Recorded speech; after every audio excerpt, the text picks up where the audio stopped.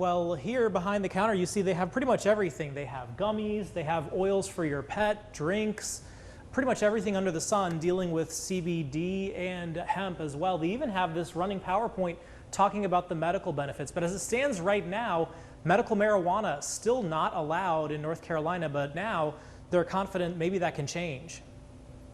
At Heel Tree CBD, the shelves are fully stocked. Our gummies are definitely the most popular thing. People love gummies. They're just easy. They're easy to chew, kind of pop it in. They've sold CBD and hemp products for 5 years in Durham, but medical cannabis itself has been out of reach. Until now, maybe.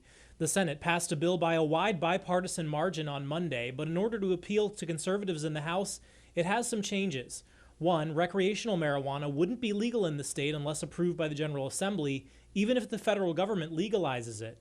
And stiffer regulations on existing hemp and CBD markets, tightening ID checks, and making sure the product is behind lock and key.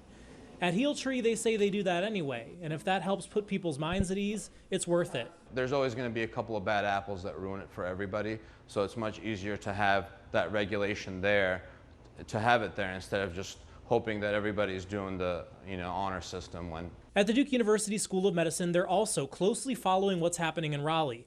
Dr. David Casseret works in palliative care and says because of the laws now, sometimes his hands are tied when it comes to open discussions with patients. I need to work within the bounds of what's legal. I also need to help my patients, and I also need to be open and willing to talk about it because, if a patient comes to me and asks me about medical cannabis and I say it's illegal, I can't talk about it.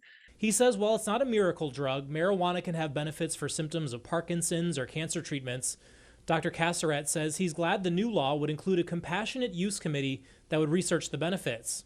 I think if and when it does become legal in North Carolina, the legislation will be much better as a result of a little bit of foot dragging. So a little bit frustrating, but I think in the long run, we want to get this right.